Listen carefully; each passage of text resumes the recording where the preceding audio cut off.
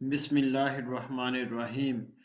My dear students, आज की video मैंने ख़ास तौर पर आईसीएस पार्ट फर्स्ट के स्टूडेंट्स के लिए तैयार की है और ये वाली वीडियो जो है वो ख़ास तौर पर एमसीक्यूज़ के हवाले से है। ठीक है, अगर आप इस वीडियो को अच्छे तरीके से वॉच कर लेंगे और इसके अंदर दिए गए सवालात को अच्छे तरीके से ज़हन नशीन कर लेंगे तो इंशाअल्लाह आप अपने एमसीक्यूज़ वाले पार्ट को जो आपके एग्जामिनेशन में होगा उसको बहुत ही इजीली सॉल्व करने के काबिल हो जाएंगे। अच्छा, इसके अंदर बेटा ख़ास बात यह है कि ये वाली वीडियो से दूसरे स्टूडेंट्स भी जो कि कंप्यूटर की स्टडी कर रहे हैं, कंप्यूटर का सब्जेक्ट पढ़ रहे हैं, मुस्तफ़ीद हो सकते हैं और अपने कंप्यूटर नॉलेज को इंक्रीज कर सकते हैं। तो अपने लेक्चर का बाकायदा आगाज करते हैं।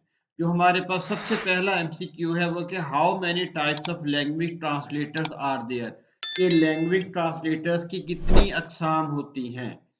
अब यहाँ पर देखिए हमारे पास ट्रांसलेटर आ गया, तो सबसे पहले जो हमारे पास ट्रांसलेटर की टाइप होती है उसको असेंबलर कहते हैं, जो कि असेंबली लैंग्वेज के अंदर इस्तेमाल होता है। फिर कंपाइलर जो कि सी लैंग्वेज के अंदर इस्तेमाल होता है और फिर इंटरप्रेटर जो कि बेसिक लैंग्वेज के अंदर इस्तेमाल होता है। तो देखिए हमारे पास ट्रांसलेटर्स की कुल कितनी टाइप्स होगी, 3। असेंबलर, कंपाइलर और इंटरप्रेटर। ये शॉर्ट क्वेश्चन आपको इस तरीके से भी आ सकता है कि कोई से 2 ट्रांसलेटर्स के नाम लिखें या कोई से 3 ट्रांसलेटर्स के नाम लिखें। तो इसका करेक्ट आंसर हमारे पास क्या आएगा, तो ए 1 है, बी की ऑप्शन 3 है, सी ऑप्शन में 2 है, डी 4। अब मेरा ख्याल है कि आप बहुत इजीली इसका आंसर बता सकते हैं। इसका आंसर है 3, यानी ऑप्शन बी इसका आंसर आ गया। तो ये हमारा पहला ऑब्जेक्टिव कंप्लीट हो गया। उसके बाद हमारे पास सेकंड ऑब्जेक्टिव है, which technology is used to read data on checks. हमारे जो ये बैंक के चेक्स होते हैं इस पे डेटा को रीड करने के लिए कौन सी टेक्नोलॉजी का इस्तेमाल किया जाता है। ये देखिए यहाँ पर ये हमारे पास एक चेक है बैंक का और ये हमारे पास MICR कोड है, मैग्नेटिक इंक करेक्टर रीडर। ठीक हो गया बेटा। तो हमारे पास इस MICR टेक्नोलॉजी के जरिए डेटा को रीड किया जाता है। तो पहला आंसर इसका है OMR, दूसरा है OCR, फिर CAT और MICR। तो आप बहुत इजीली इसका जवाब देने के काबिल हो गए हैं, शाबाश। इसका आंसर होगा ऑप्शन नंबर डी, यानी MICR technology is used to read data on checks. उसके बाद ऑप्शन नंबर 3 आ गया, how many characters ASCII 8 bit can represent. ASCII का मतलब हमारे पास क्या होता है, American standard code for information interchange. ये भी एमसीक्यू के हवाले से काफ़ी इंपॉर्टेंट क्वेश्चन है कि ASCII किन अल्फाज का मुखफ़फ़ है, तो आपको इसका जवाब आना चाहिए। तो ASCII 8 बिट कोड के अंदर हम 256 कैरेक्टर्स को रिप्रेजेंट कर सकते हैं। उसके बाद माय डियर स्टूडेंट्स, नेक्स्ट हमारे पास है which is not an output device. अब यहाँ पर स्टूडेंट काफ़ी ज़्यादा कंफ्यूज हो जाते हैं कि इनपुट डिवाइसेस कौन सी हैं, आउटपुट डिवाइसेस कौन सी हैं, और इसके अलावा बेटा वो कौन सी डिवाइसेस हैं जिसको हम बोथ पर्पसेस के लिए इस्तेमाल कर सकते हैं, यानी जो इनपुट के लिए भी इस्तेमाल होती हैं और आउटपुट के लिए भी। तो आप बच्चों की आसानी के लिए यहाँ पर मैंने ये डायग्राम शो कर दिया है। ये वाली जो हमारे पास डिवाइसेस हैं ये इनपुट के तौर पर इस्तेमाल होती हैं, keyboard, optical pen, joystick, scanner, barcode reader.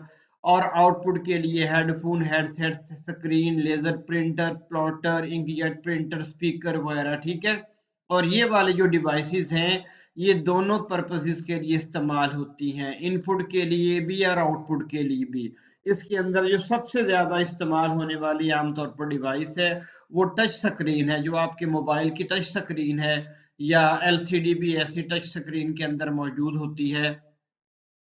अब मोबाइल की जो टच स्क्रीन होती है उसमें बेटा हम इनपुट भी दे सकते हैं और वही स्क्रीन के जरिए हमें आउटपुट भी मिल रही होती है। तो यहाँ पर मैंने क्या लिखा है, which is not an output device. अब स्कैनर किस में आती है स्कैनर तो इनपुट डिवाइस में आ रही है। प्रिंटर ये हमारे पास आउटपुट डिवाइस है। मॉनिटर ये भी हमारे पास आउटपुट डिवाइस है। स्पीकर ये भी हमारे पास आउटपुट डिवाइस है। ठीक है बेटा। तो इसका करेक्ट आंसर हमारे पास आ गया ए, यानी स्कैनर जो है वो आउटपुट डिवाइसेस की कैटेगरी में फॉल नहीं करती बल्कि इनपुट डिवाइसेस में इंक्लूड होती है। इसका करेक्ट आंसर ए आ गया। उसके बाद option question number 5, transferring information from computer to the internet के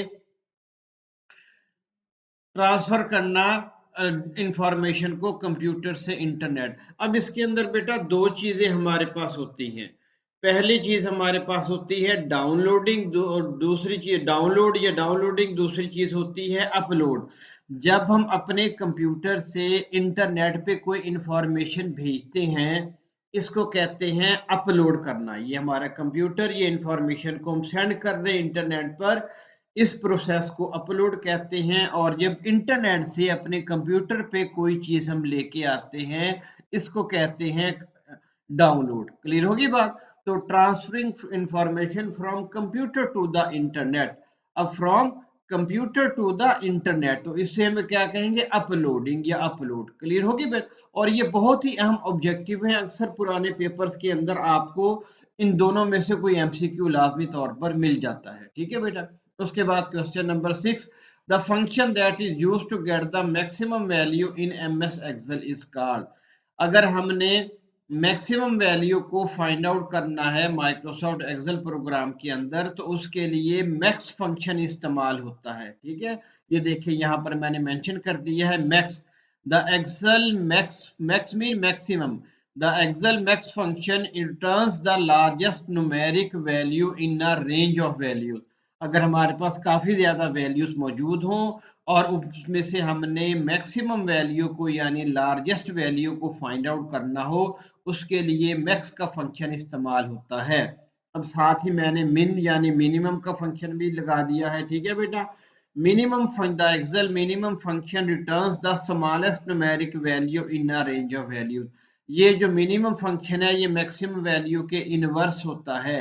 मैक्सिमम वैल्यू जो है लार्जेस्ट वैल्यू को फाइंड आउट करता है, और जो मिनिमम फंक्शन है वो स्मॉलेस्ट वैल्यू को फाइंड आउट करता है। अब इसके अंदर से स्मॉलेस्ट वैल्यू हमारे पास क्या है? 253। 253 यहाँ पर मेंशन हो गया। ठीक है, तो यहाँ पर जो हमारा एमसीक्यू है वो है मैक्सिमम वैल्यू को फाइंड आउट करने के लिए कौन सा फंक्शन इस्तेमाल होता है? तो बेटा इसका करेक्ट आंसर हमारे पास होगा ए। ठीक हो गया? उसके बाद बेटा नेक्स्ट क्वेश्चन हमारे पास है, which function key is used for checking spelling and grammar. कि कौन सी फंक्शन की का इस्तेमाल किया जाता है स्पेलिंग एंड ग्रामर में?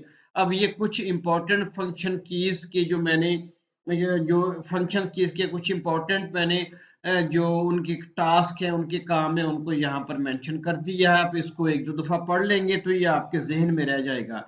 F1 for help, F2 rename file और फोल्डर, F3 सर्च, F4 हमारे पास ये होता है कि यूज विद आल्ट की, आल्ट प्लस F4 जो होता है ये जो हमारे पास करंटली ओपन प्रोग्राम होता है उसको क्लोज करने के लिए इस्तेमाल होता है, अदरवाइज कंप्यूटर को शट डाउन करने के लिए। F5 refresh, F6 URL address पे अगर हमने जाना हो, F7 हमारे पास spelling and grammar, F8 go to save mode, F9 ये भी दूसरे लेटर्स के साथ कॉम्बिनेशन के तौर पे इस्तेमाल होता है।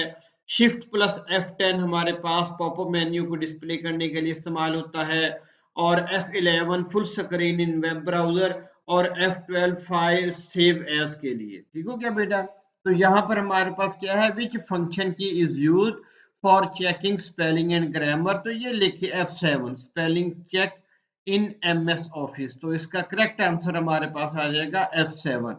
आपने इसको एक दो दफा पढ़ लेना है, इसको आपने रट्टा नहीं लगाना, बस दो तीन दफा पढ़ लेंगे तो आपके जहन के अंदर इंशाल्लाह रह जाएगा कि कौन सी की का क्या मकसद होता है। उसके बाद नेक्स्ट हमारे पास है N operating system is the. अब ऑपरेटिंग सिस्टम हमारे पास क्या होता है, ये यहाँ पर देखिए मैंने मेंशन कर दिया है। Types of system software, device driver भी सिस्टम सॉफ्टवेयर की किस्म है, फर्मवेयर भी, बायोस एंड यूईएफआई भी, प्रोग्रामिंग लैंग्वेज ट्रांसलेटर भी, यूटिलिटीज और ऑपरेटिंग सिस्टम। अब यहाँ पर ये क्वेश्चन इस तरीके से भी आ सकता है, कोई से दो या तीन सिस्टम सॉफ्टवेयर के नाम लिखें। तो 2-3 नामों को आप इनको याद कर लें बेटा। An operating system is a system utility, system software. तो ये देखिए ये सिस्टम सॉफ्टवेयर है, तो option number B is the correct option for this question. ठीक हो गया बेटा। उसके बाद question number 9, making illegal copies of copyrighted software is called. अगर हमारे पास कोई ओरिजिनल सॉफ्टवेयर होता है और उसकी कॉपी को कोई क्रिएट कर लेता है, तो इस टर्म को कहते हैं, तो इस प्रोसेस को कहते हैं software piracy. Option number C is the correct answer. उसके बाद which is not a biometric technique for identification. ये कुछ बायोमेट्रिक टेक्निक्स मैंने यहाँ पर मेंशन कर दी हैं, फिंगरप्रिंट, फेशियल और वॉइस और आई एंड सो ऑन। तो हमारे पास कुछ और भी, रेटिना, ये भी हमारे पास बायोमेट्रिक टेक्निक है, पाम प्रिंट और फेस, ये भी हमारे पास क्या है, बायोमेट्रिक टेक्निक्स हैं। तो बैज जो है it is not a biometric technique, तो इसका करेक्ट आंसर हमारे पास क्या आ जाएगा, बैज। और ये सवाल आपको बेटा इस तरीके से भी आ सकता है, कोई सी 2 या 3 बायोमेट्रिक टेक्निक्स का नाम लिखें, तो आपको ये याद करनी होंगी। उसके बाद the output of the compiler is called. जो कंपाइलर की हमारे पास आउटपुट होती है उसको क्या कहते हैं, देखिए यहाँ पर मैंने मेंशन कर दिया है, source and object code. Source code हमारे पास क्या होता है, टेक्स्ट रिटर्न इन हाई लेवल लैंग्वेज। जो हाई लेवल लैंग्वेज के अंदर हम प्रोग्राम लिखते हैं, डेटा लिखते हैं, टेक्स्ट लिखते हैं, उसको सोर्स कोड कहते हैं। और कंपाइलर क्या करता है, language translator that convert the source code into object code. Compiler जो है वो सोर्स कोड को ऑब्जेक्ट कोड के अंदर कन्वर्ट कर देता है, और इसलिए कंपाइलर की आउटपुट को ऑब्जेक्ट कोड कहते हैं। ऑब्जेक्ट कोड टेक्स्ट रिटर्न इन मशीन लैंग्वेज। मशीन लैंग्वेज के अंदर जो हमारे पास कन्वर्टेड सोर्स कोड होता है उसको कहते हैं ऑब्जेक्ट कोड। तो output of the compiler is called, हमारे पास करेक्ट आंसर है ऑब्जेक्ट कोड। ठीक हो गया बेटा। क्वेश्चन नंबर 12 की तरफ मूव करते हैं। Bit stands for. अब बिट होती क्या है, आप बच्चों के लिए यहाँ पर मैंने मेंशन कर दिया, इसको पढ़ें। ए बिट बाइनरी डिजिट। बिट का मतलब क्या होता है, binary digit is the smallest unit of data that a computer can process and store. के बाइनरी डिजिट यानी बिट डेटा का सबसे छोटा यूनिट होता है जिसको कंप्यूटर स्टोर करता है और इस पे प्रोसेस करता है। अब ये बिट की डेफिनेशन भी आ जाती है शॉर्ट क्वेश्चन में। ए bit is always is one of the two physical states. Bit की जो दो पॉसिबल स्टेट्स हो सकती हैं, हालतें हो सकती हैं, similar to an on off light switch. अब जो हमारा लाइट का स्विच है, ये जो फैन का स्विच है, इसकी भी बेटा दो स्टेट्स हो सकती हैं, दो हालतें, या ऑन होगा या ऑफ होगा। The state is represented by a single binary value, usually a 0 or 1। जो बाइनरी डिजिट की स्टेट्स होती हैं ऑन और ऑफ की, तो जो ऑन स्टेट को जाहिर करते हैं 1 से और ऑफ स्टेट को जाहिर करते हैं 0 से। तो बिट स्टैंड्स फॉर, बिट का मतलब होता है बाइनरी डिजिट, यानी B option is the correct answer. उसके बाद है which of the following keyboard shortcut is use to change case. Change case करने के लिए हमारे पास जो शॉर्टकट की इस्तेमाल होती है उसको कहते हैं शिफ्ट प्लस F3। उसके बाद question number 14, another name for antivirus. Antivirus का दूसरा नाम हमारे पास वैक्सीन भी होता है, तो option number A is the correct answer. उसके बाद बेटा हमारे पास question number 15, world wide web was established in. World wide web को थोड़ा सा समझ लेते हैं कि what is a world wide web. Commonly known as WWW। World wide web को WWW भी कहते हैं, ये ट्रिपल W या W3 भी कहा जाता है। बहुत ही ज्यादा इंपॉर्टेंट सवाल MCQs के हवाले से, तो ये चीजें आपको पता होनी चाहिए। WWW is also called triple W और W3। एक बात आपने जहन में रखनी है, इसको 3W आपने नहीं लिखना, W3 लिखना है। Also called as a web, way of exchanging information, तरीका है इंफॉर्मेशन को एक्सचेंज करने का। A document on the web is called a web page. Web पे जो हमारे पास डॉक्यूमेंट होती है उसको वेब पेज कहते हैं। Identified by a unique address called URL। URL किसी भी वेबसाइट के एड्रेस को URL कहते हैं। Uniform resource locator. यूआरएल का मतलब क्या होता है? Uniform resource locator, commonly refer to as a web address, जिसको हम वेब एड्रेस कहते हैं। तो वर्ल्ड वाइड वेब इजाद हुआ था 1989 में। उसके बाद next question, a block of cells is called. Microsoft Excel program ये हमारे पास मौजूद है। ये हमारे पास ब्लॉक ऑफ सेल्स हैं, एक से ज्यादा सेल्स को हमने सिलेक्ट किया हुआ है। जब हमारे पास सेल्स का ब्लॉक आ जाए तो इसको कहते हैं रेंज। तो ये हमारे पास रेंज है। Block of cells is called range. Option number C is the correct answer. उसके बाद बेटा हमारे पास question number 17, another word for pointer is. ये माइक्रोसॉफ्ट वर्ड प्रोग्राम के अंदर ये पॉइंटर होता है, इंसर्शन पॉइंट भी इसको कहते हैं, इसको कहते हैं कर्सर। तो option number B is the correct answer. उसके बाद question number 18, electronic banking is also known as. अब इलेक्ट्रॉनिक बैंकिंग की 5 किस्में होती हैं, online banking, mobile banking, phone banking, ATM और डेबिट कार्ड। इन सब के जरिए इलेक्ट्रॉनिक बैंकिंग को परफॉर्म किया जा सकता है। बहरहाल इलेक्ट्रॉनिक बैंकिंग का दूसरा नाम साइबर बैंकिंग है। Option number A is the correct answer. उसके बाद हमारे पास question number 9, GUI stands for. GUI stands for, ये हमारे पास GUI ग्राफिकल यूजर इंटरफेस, ये आइकॉन्स आ गया, ये टास्क बार आ गई हमारे पास। ठीक हो गया बेटा, ये start menu and so on. तो graphical user interface GUI stand for. तो A answer is the correct answer for this question. उसके बाद question number 20, the process of transferring a file from a remote computer to our local computer. ये अभी previous question के अंदर हम पढ़ चुके हैं।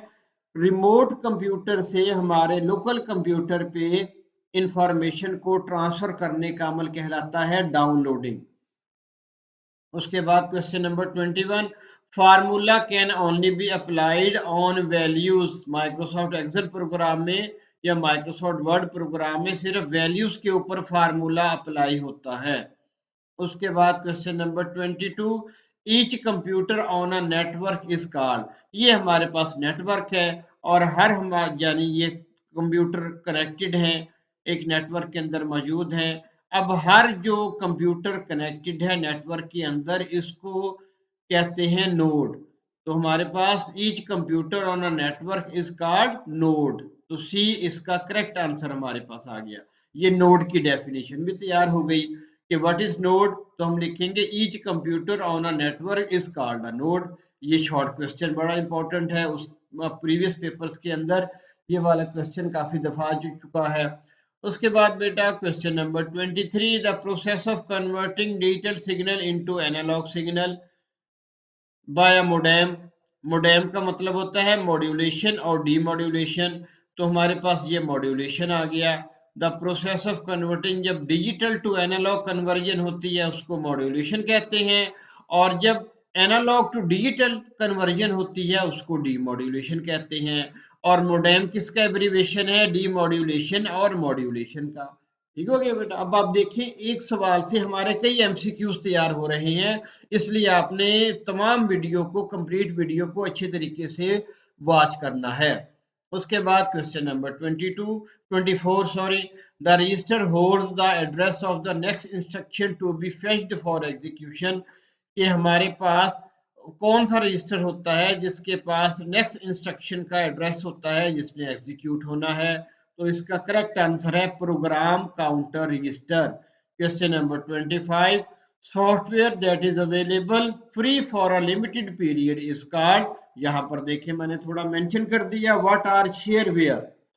Shareware is a type of software. Shareware software की कैसे टाइप होती है? Which is provided free of charge to user, जिसके लिए यूजर को कोई कीमत नहीं देना पड़ती शुरू में। Shareware is offered as a download from an internet, इसको यूजर इंटरनेट से डाउनलोड कर सकता है। The software itself may be limited in functionality और भी टाइम लिमिटेड, लेकिन इसका टाइम जो होता है वो लिमिटेड होता है, फॉर एवर नहीं होता। Software that is available free for a limited period is called shareware. तो ये बी आंसर इसका आ गया।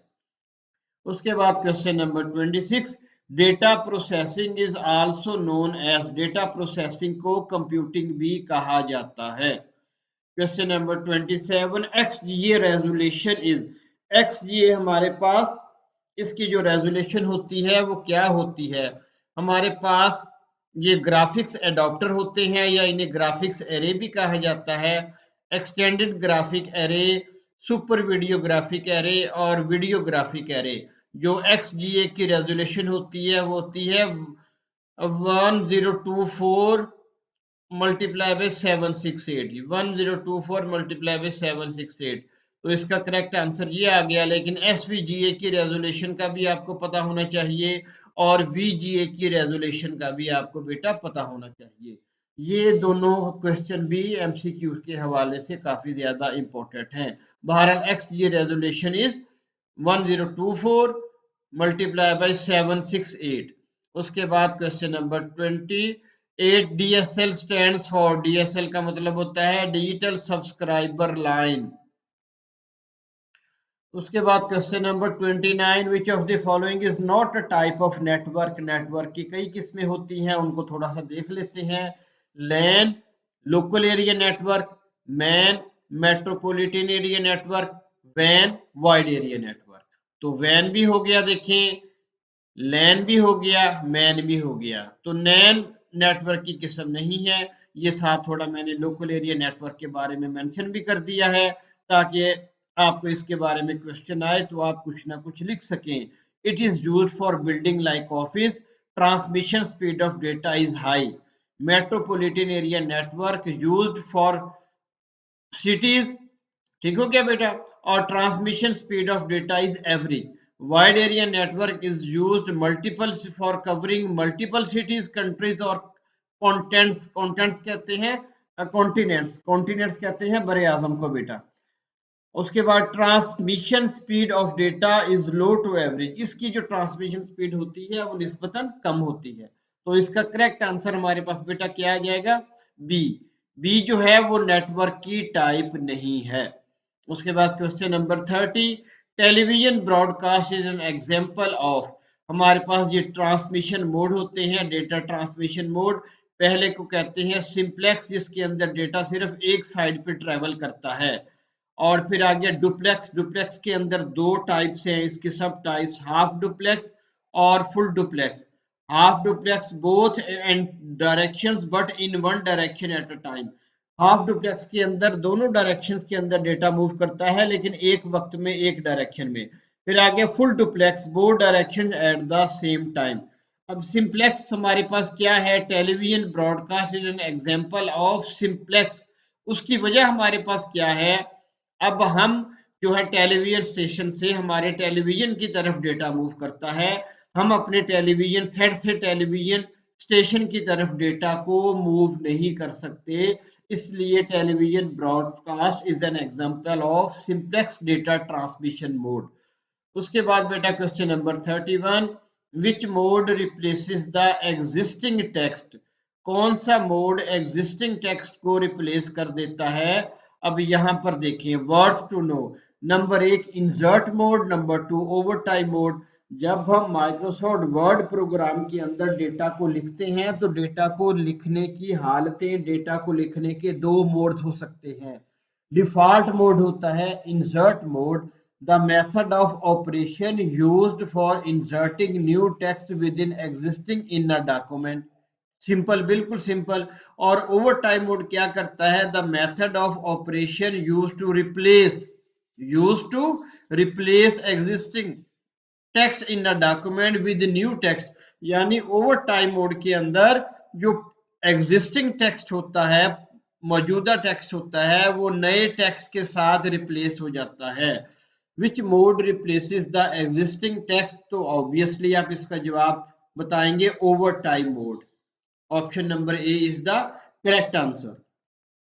उसके बाद question number 32, which of the following coding scheme used by IBM, IBM का मतलब होता है इंटरनेशनल बिजनेस मशीन, कौन सी कोडिंग स्कीम्स को इस्तेमाल करती है, EBCDIC, extended binary coded decimal interchange code, ये आपको बेटा इसका एब्रीविएशन याद भी होना चाहिए।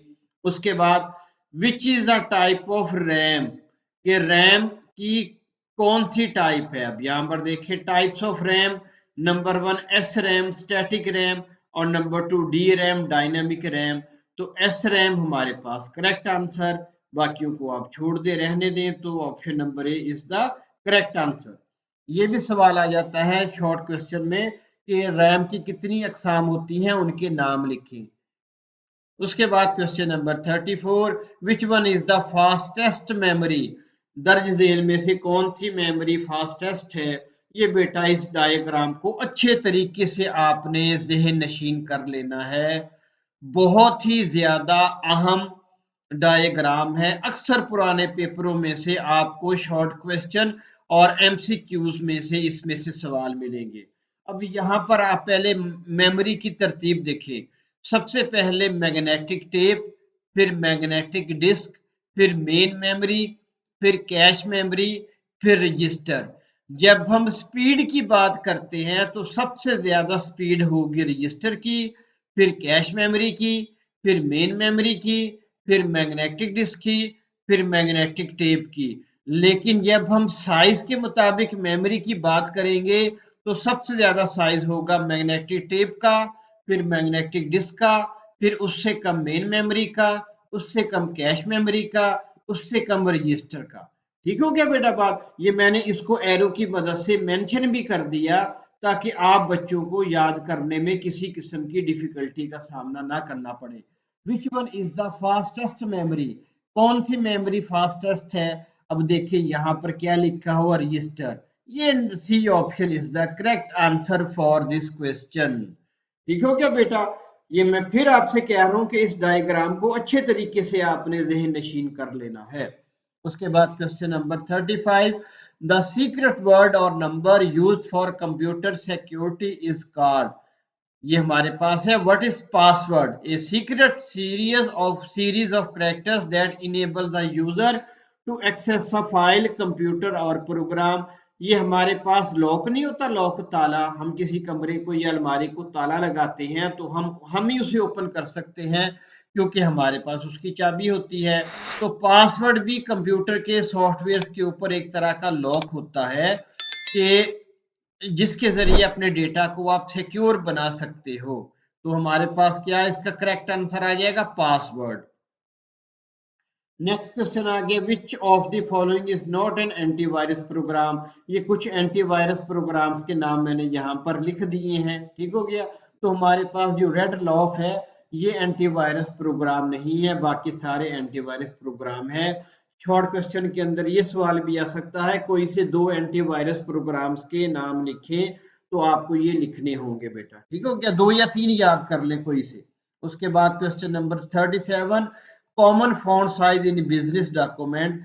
जब हम बिजनेस डॉक्यूमेंट बनाते हैं तो उसके अंदर कॉमन फॉन्ट साइज हमारे पास 12 होता है। देखिए ठीक है, 12 जो साइज होता है वो कॉमन होता है जब हम बिजनेस डॉक्यूमेंट्स को प्रिपेयर करते हैं।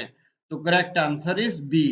उसके बाद question number 38, in MS Excel formula begins with. बहुत ही ज्यादा इंपॉर्टेंट एमसीक्यू, अक्सर पुराने पेपरों के अंदर आया हुआ है कि माइक्रोसॉफ्ट एक्सेल प्रोग्राम में फार्मूला किस सिंबल से शुरू होता है। तो इसका करेक्ट आंसर है इक्वल साइन। उसके बाद question number 38, how many types of addressing scheme are there. Addressing scheme की कितनी टाइप्स होती हैं। दो टाइप्स होती हैं एड्रेसिंग स्कीम की। ठीक है बेटा, ये आपने याद रखना है। उसके बाद question number 39, the program that contains instruction to operate a device driver is called. ठीक है, डिवाइस को ऑपरेट करने के लिए जो इंस्ट्रक्शन होती हैं उसको कहते हैं डिवाइस ड्राइवर सॉफ्टवेयर।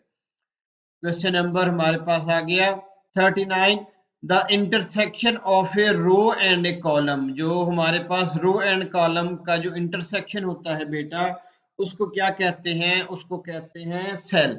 ये देखिए यहाँ पर मैंने मेंशन भी कर दिया। देखिए ये हमारे पास कॉलम, ये देखिए कॉलम यहाँ पर आके और ये रो, ये इंटरसेक्शन यानी एक दूसरे दूसरे को ये जो इंटरसेक्ट कर रहे हैं, तो जो हमारे पास डब्बा खाना बन रहा है इसको कंप्यूटर की लैंग्वेज में सेल कहते हैं। ये हमारे पास कॉलम है और ये हमारे पास बेटा रो है। ये column A, column B, column C, column D, ये रो 1, रो 2, रो 3, रो 4, ठीक हो गया। और हर सेल का एड्रेस होता है, ये देखें इसका एड्रेस क्या है, डी और 15, यानी पहले उस हम सेल का हम कॉलम नेम लिखेंगे, कॉलम नेम क्या है डी, और उसके बाद उसका रो नंबर क्या है 15। इसी तरीके से अगर मैं कहूं इस सेल का एड्रेस क्या है, पहले लिखेंगे सी, उसके बाद इसकी रो नंबर 8, और इस सेल का एड्रेस क्या होगा ए और फिर 4। क्लियर होगी बात? उम्मीद है आपको इस चीज की समझ आ गई होगी। The intersection of a row and column is called cell. तो करेक्ट आंसर हमारे पास सी आ गया। उसके बाद question number 40, the components of CPU which is responsible for interacting with RAM is. कि सीपीयू का वो कौन सा हिस्सा होता है जो रैम के साथ सबसे पहले इंटरएक्ट करता है, रैम पे मौजूद डेटा को रीड करता है। देखिए ये हमारे पास मेन मेमोरी यानी रैम मौजूद है, कंट्रोल यूनिट यहाँ से हदायत को हासिल करता है, उसके बाद इसको डिकोड किया जाता है, उसके बाद हदायत एग्जीक्यूट होती हैं और फिर हदायत मेन मेमोरी पे दोबारा स्टोर हो जाती हैं। इसको कहते हैं मशीन साइकिल। ठीक हो गया। सबसे पहले बेटा मेन मेमोरी के ऊपर हम हदायत लिखते हैं, कंट्रोल यूनिट उसको रीड करता है, उसके बाद हदायत डिकोड होती हैं, इंटरप्रेट होती हैं, फिर एग्जीक्यूट होती हैं और फिर आंसर को दोबारा मेन मेमोरी पे सेंड कर दिया जाता है। तो इसका करेक्ट आंसर हमारे पास आएगा कंट्रोल यूनिट। अब question number 41, the folder which contains administrative tools is called. कि वो वाला फोल्डर जो कि एडमिनिस्ट्रेटिव टूल के ऊपर मुश्तमिल होता है उसको क्या कहते हैं, कंट्रोल पैनल। ठीक है, ये देखिए लिखा हुआ है एडमिनिस्ट्रेटिव टूल यहाँ पर।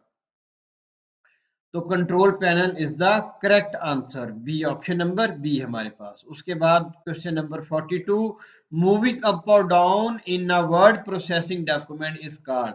ये देखिए हमारे पास ये स्क्रोल बार, ये स्क्रोल बार होता है। अगर हमने डॉक्यूमेंट को ऊपर नीचे मूव करना हो तो vertical scroll bar is used, और अगर हमने डॉक्यूमेंट को राइट और लेफ्ट मूव करना हो तो उसके लिए हॉरिजॉन्टल स्क्रोल बार। तो मूविंग अप और down in a word processing document is called scrolling. तो ये क्वेश्चन भी काफी अहम है। आपसे एमसीक्यू के अंदर या शॉर्ट क्वेश्चन के अंदर बेटा ये भी पूछा जा सकता है कि स्क्रोल बार की कितनी किस्में होती हैं। तो आपको लिखना होगा दो, और दो स्क्रोल बार के नाम बताएं। तो आपको ये भी याद करने होंगे, हॉरिजॉन्टल स्क्रोल बार और वर्टिकल स्क्रोल बार। उसके बाद हमारे पास question number 43, the actual working area in MS Excel is. Microsoft Excel program के अंदर जो असल वर्किंग एरिया होता है उसको क्या कहते हैं, वर्कशीट। क्या कहते हैं, वर्कशीट। माइक्रोसॉफ्ट वर्ड प्रोग्राम के अंदर जो वर्किंग एरिया होता है उसको प्रोग्राम विंडो या डॉक्यूमेंट विंडो कहते हैं। तो यहाँ पर हमारे पास क्या आ जाएगा, correct answer option number B is the correct answer. उसके बाद बेटा हमारे पास क्या है, soft copy refers to the. हमारे पास दो चीजें होती हैं बेटा, एक को कहते हैं सॉफ्ट कॉपी, दूसरी चीज को कहते हैं hard copy. The term soft copy refers to any electronic document that is stored on a computer system. जो हमारे पास आउटपुट कंप्यूटर सिस्टम के अंदर होती है उसको सॉफ्ट कॉपी कहते हैं। जब उसका हम प्रिंट आउट ले लेते हैं यानी प्रिंटेड जो कॉपी होती है उसको हार्ड कॉपी कहते हैं। इस क्वेश्चन के अंदर सॉफ्ट कॉपी के बारे में पूछ रहा है तो it is called screen output. Option number A is the correct answer. उसके बाद question number 45, the top most layer the top most layer of OSI model is. अब ये ओएसआई मॉडल हमारे पास है, इसकी 7 लेयर्स होती हैं। बहुत ही ज्यादा आम सवाल, अक्सर बेटा पुराने पेपरों में आपको इनमें से कोई ना कोई एमसीक्यू मिलेगा या शॉर्ट क्वेश्चन मिलेगा, इसलिए आपने इसको अच्छे तरीके से 3-4 दफा पढ़ लेना है। और बेटा एक आपके एक और काम की बात बताऊं, लॉन्ग क्वेश्चन के हवाले से भी ये क्वेश्चन अहम है कि right A note on OSI model. तो अगर आप सिर्फ इतना लिख देंगे ये जहां पर मेंशन किया है, इंशाल्लाह आपको पूरे के पूरे नंबर मिल जाएंगे। अब इसकी 7 लेयर्स होती हैं, physical layer, data link layer, network layer, transport layer, session layer, presentation layer और एप्लीकेशन लेयर। और फिजिकल लेयर क्या काम करती है? Transmit raw bit stream over the physical medium. ये सिर्फ इसकी डेफिनेशन को आपने याद कर लेना है। फिर डेटा लिंक लेयर का क्या काम है, तमाम लेयर्स क्या क्या काम करती हैं, किस मकसद के लिए इस्तेमाल करती हैं, वो मैंने मुख्तसरन बेटा यहाँ पर मेंशन कर दिया है। बहरहाल the top most layer of OSI model is application layer. ये देखिए यहाँ पर एप्लीकेशन लेयर आपको लिखा नजर आ रहा। बहरहाल इस सवाल को भी आपने अच्छी तरीके से तैयार कर लेना है। उसके बाद 46, small image that represent a program और फाइल इज कॉल्ड। ये स्मॉल इमेज है, हमारे पास प्रोग्राम भी हो सकते हैं, फाइल भी हो सकती हैं, इज कॉल्ड आइकॉन, इनको आइकॉन कहते हैं।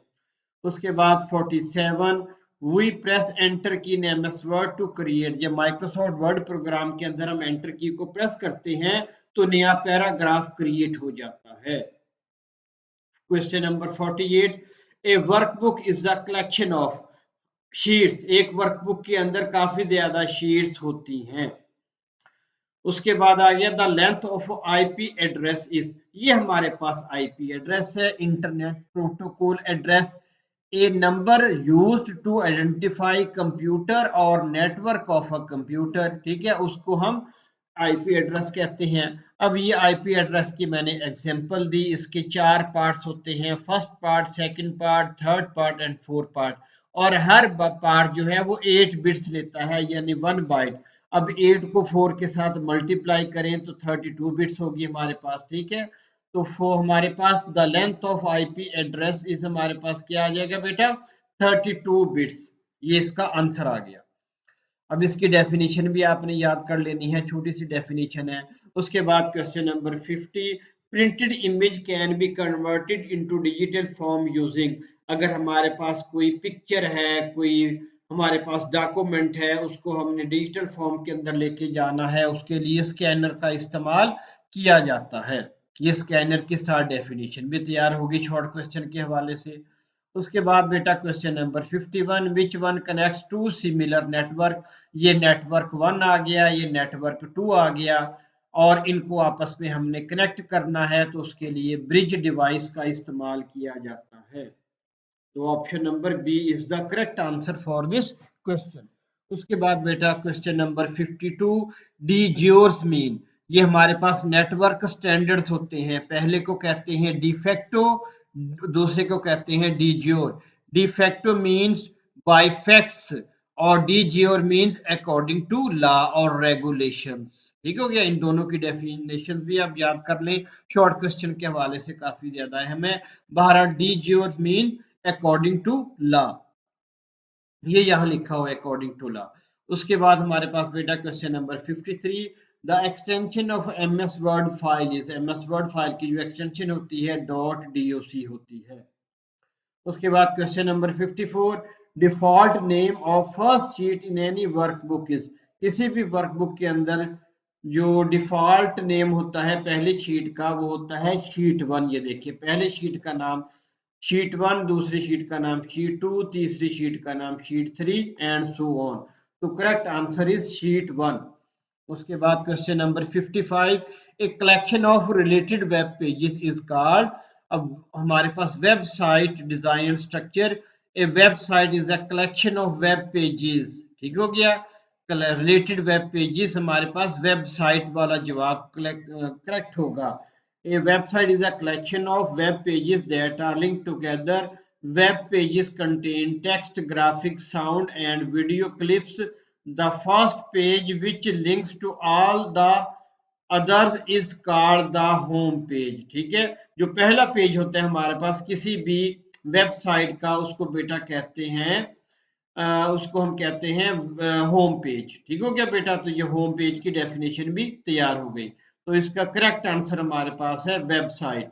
उसके बाद question number 56, the keyboard format that is most commonly used, तो सबसे ज्यादा इस्तेमाल होने वाला जो कीबोर्ड फॉर्मेट है वो QWERTY कीबोर्ड है। यहाँ पर मैंने इसको रेड कलर के अंदर मेंशन भी कर दिया, तो QWERTY is the correct answer for this question. उसके बाद question number 57, how many bits are there in 4 bytes.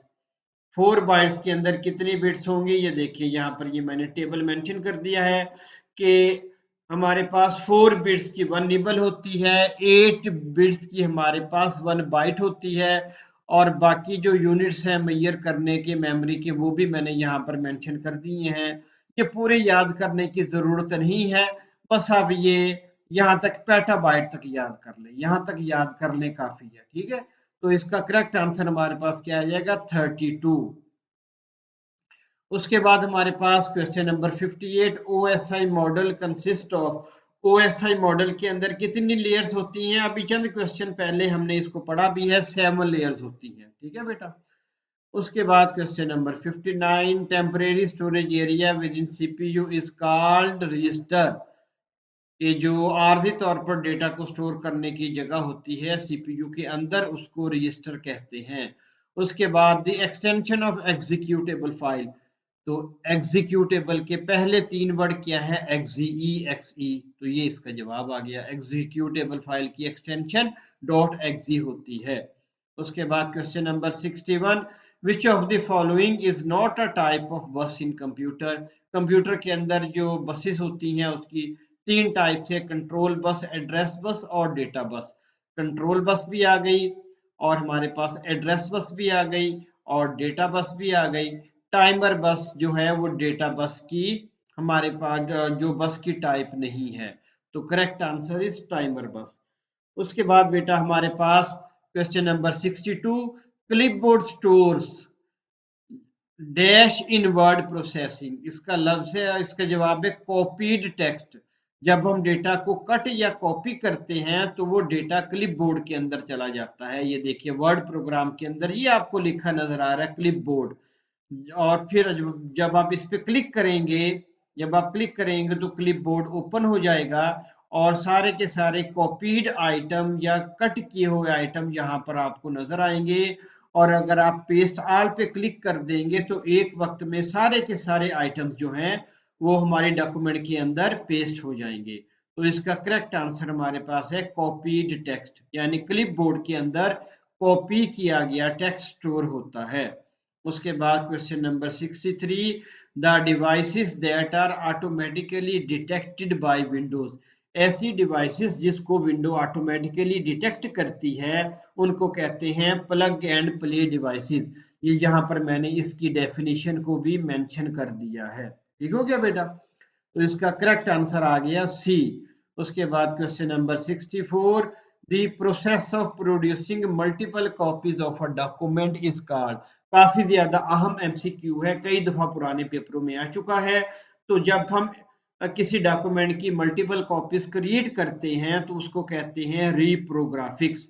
उसके बाद question number 65, RAM usually has. SRAM और DRAM दो किस्में अभी हमने पढ़ी चंद क्वेश्चन पहले, तो इसका करेक्ट आंसर हमारे पास 2, ऑप्शन नंबर ए। उसके बाद question number 66, terminators are used in dash topology. ये हमारे पास bus topology is the type of network topology in which all devices are connected to a single cable called a bus. Bus topology यानी computers को आपस में connect करने का तरीका, उसको टोपोलॉजी कहते हैं। उसकी एक टाइप होती है जिसको कहते हैं बस टोपोलॉजी। ये हमारे पास एक केबल है, और केबल के एंड पे टर्मिनेटर्स का इस्तेमाल किया जाता है, ठीक हो गया बेटा। तो इसका जो करेक्ट आंसर है ऑप्शन नंबर ए, कि बस टोपोलॉजी के अंदर टर्मिनेटर्स का इस्तेमाल किया जाता है। उसके बाद N input device which is used for playing computer game. ऐसी इनपुट डिवाइस जो कि कंप्यूटर गेम्स को खेलने के लिए इस्तेमाल होती है उसको कहते हैं joystick. It is a type of joystick जिसके जरिए ये मुख्तलिफ तरह के बटन्स होते हैं, इन बटन्स को बेटा ट्रिगर्स कहते हैं, जिसके जरिए हम किसी एरोप्लेन को, किसी जीप की मूवमेंट को कंट्रोल करते हैं। ये फायरिंग के लिए, जंप वगैरह के लिए बटन इस्तेमाल होते हैं। तो इसका करेक्ट आंसर हमारे पास है ऑप्शन नंबर सी, जॉयस्टिक। उसके बाद हमारे पास आ गया क्वेश्चन नंबर 68, फिजिकल पाथ